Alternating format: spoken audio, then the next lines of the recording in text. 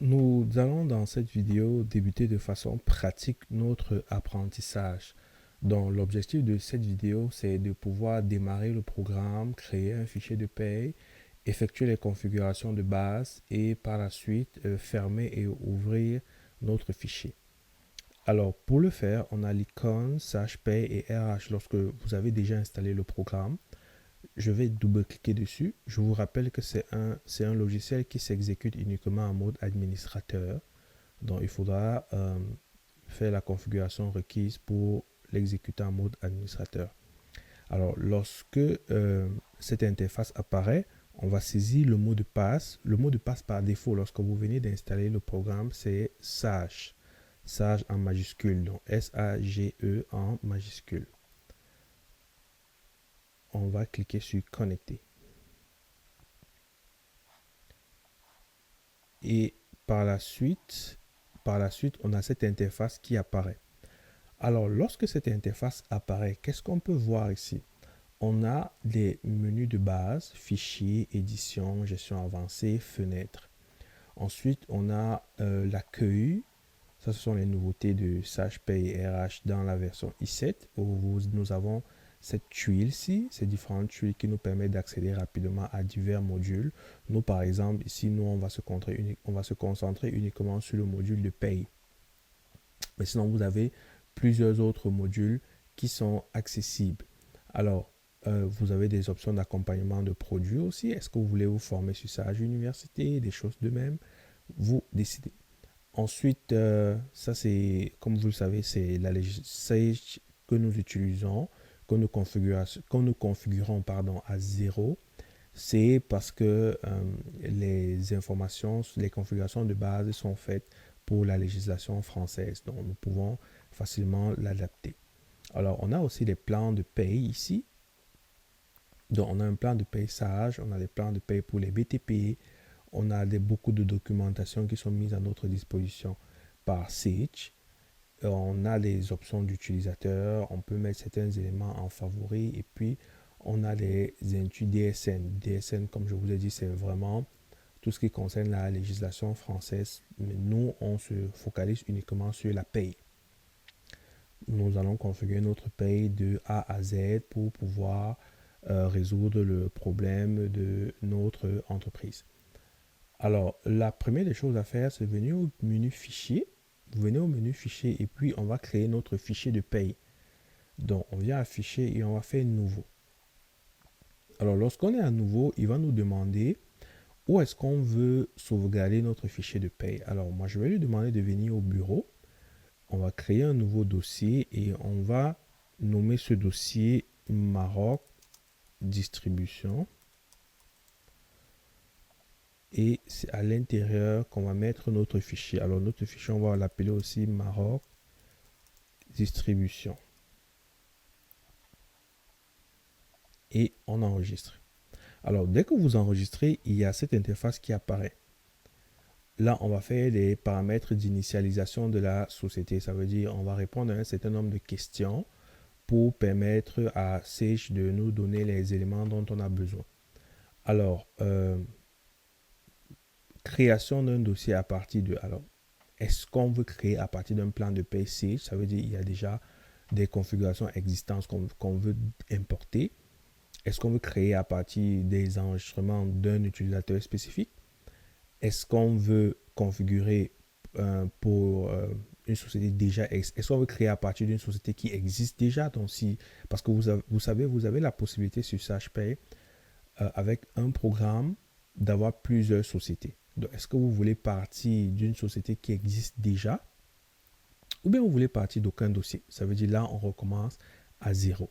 Alors nous, on va dire qu'on part d'aucun dossier pour que vous voyez comment ça se passe. On va mettre suivant. Ensuite, on passe aux fenêtres de paramètres de paye. Il nous demande le début de l'année de paye, janvier. On considère quoi comme mois en cours? Donc, le début de l'année, c'est janvier, donc la fin de l'année, c'est décembre.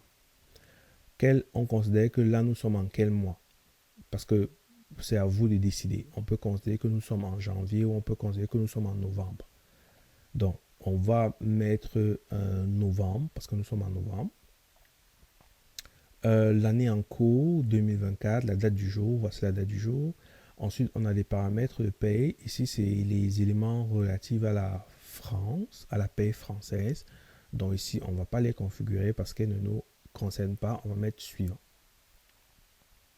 Ensuite, la deuxième question, c'est quel est le nombre maximum de rubriques qu'on veut avoir dans le bulletin. Donc, combien de lignes est-ce qu'on aura dans le bulletin? Combien de lignes de cotisation? Combien de lignes de brut et de non soumises? Alors ça, je vais vous expliquer plus tard. Pour l'instant ici, ce serait pas intéressant de vous expliquer là parce que vous ne saurez pas exactement de quoi il s'agit. On va dire 50. 50, c'est bon. Type de bulletin par défaut. Alors, il y a plusieurs formats par défaut. On va laisser celui-ci, mais on a la possibilité de changer à n'importe quel moment et on a même la possibilité, et c'est inclus dans notre formation, de personnaliser notre propre bulletin. Donc, ici aussi, on va rien toucher. Impression de l'entête du bulletin, mois d'embauche, les différents modes de paiement. Comment est-ce que vous allez payer vos salariés? Par virement, par chèque, en espèces. Est-ce que vous allez faire des acomptes? Ça veut dire des avances de paiement. Donc, on est correct avec cette page. On va juste continuer. Ensuite, on a les formats de code. Alors, les formats de code ici, c'est vraiment de façon interne. Ici, nous, on n'a pas eu de détails concernant cette partie dans le cadre de notre projet. Alors, donc, quel est le code des départements, par exemple? Alors, lorsque vous voyez AAA, A, ça veut dire alphanumérique, ça veut dire ça peut être soit un chiffre, soit une lettre. Lorsque vous voyez E, c'est entier numérique, ça veut dire ça peut juste être un chiffre. Et lorsque vous voyez L, c'est juste une lettre. Qu'est-ce que ça veut dire? Ça veut dire que, par exemple, c'est le département financier. Quel est le code qu'on va attribuer au département financier? On peut lui attribuer le code FIN, F-I-N. Vous voyez? Parce que là, ça veut dire quoi? Ça veut dire 4 caractères. Et ces 4 caractères doivent être alphanumériques. Donc, FIN. Donc, si on décide par exemple de mettre alphanumérique, ça veut dire qu'on peut mettre les deux options. Mais si on décide de mettre uniquement en entier, donc E, ça veut dire qu'on ne pourra mettre que des lettres, on ne pourra pas mettre de chiffres. Donc, c'est vraiment à vous de décider comment est-ce que vous voulez, quels sont les besoins de l'entreprise. Mais ça, c'est quelque chose qu'on ne peut plus changer. Donc, il faut le faire dès le départ. Nous, on n'a pas eu dans notre projet, on n'a pas de détails concernant cette partie-ci. Donc, on va juste laisser comme ça. Ensuite, les décimales. Alors, combien de décimales est-ce qu'on veut attribuer à nos chiffres? Les constantes. Alors, je vais vous expliquer c'est quoi les constantes plus tard. Mais les nombres, par exemple, est-ce qu'on doit ajouter des décimales aux nombres? Est-ce qu'il y a la possibilité, par exemple, que quelqu'un fasse une demi-heure? Donc, quelqu'un qui est payé à l'heure, est-ce que c'est possible qu'il ait comme 10,5 heures? Oui. Donc, ça veut dire qu'on doit accepter les décimales ici. Est-ce qu'on doit accepter les décimales sur la base? Ça veut dire la base de calcul, par exemple, d'une cotisation. On sait que la base de la CNSS, c'est le salaire brut imposable. Est-ce que c'est possible que ce montant ait des virgules? Oui. Combien est-ce qu'on veut afficher? Donc, voilà, ça, on va laisser. La partie modélisation comptable aussi, c'est celle qui va nous permettre, je vais vous montrer dans la vidéo sur la configuration des écritures comptables, comment est-ce qu'on peut configurer ceci. Pour l'instant, on va laisser parce qu'on reviendra dessus. Et ensuite, la monnaie pour la tenue de la paye.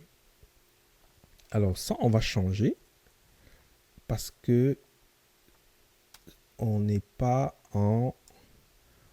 On va changer, les noms. Alors, on va mettre le dirham marocain ici. Et est-ce qu'on veut faire des équivalences de monnaie? Ça, c'est pas vraiment important. Donc, on va laisser juste ceci parce que notre monnaie, notre paye est tenue en dirham marocain. Donc, on n'a pas besoin de l'équivalence en euros.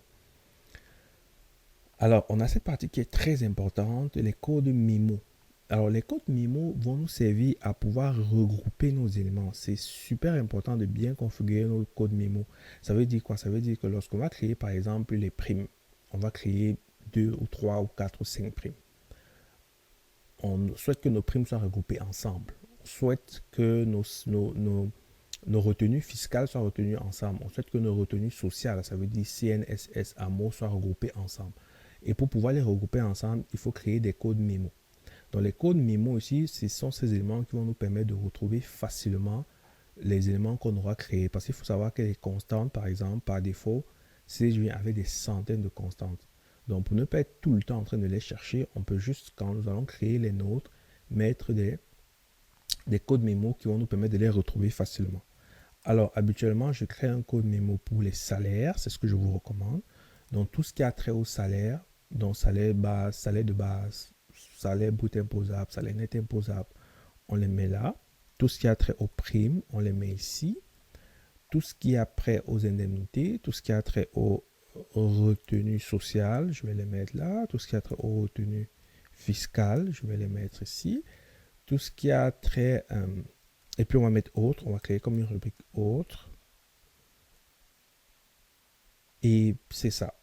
On va refaire la même chose ici. Pour les constantes et pour les rubriques. J'ai une vidéo spéciale qui vous explique c'est quoi les rubriques et les constantes. Donc c'est pour ça que je ne vous en parle pas ici.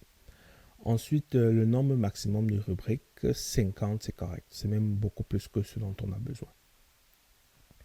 Ensuite, les paramètres de paie concernant les heures.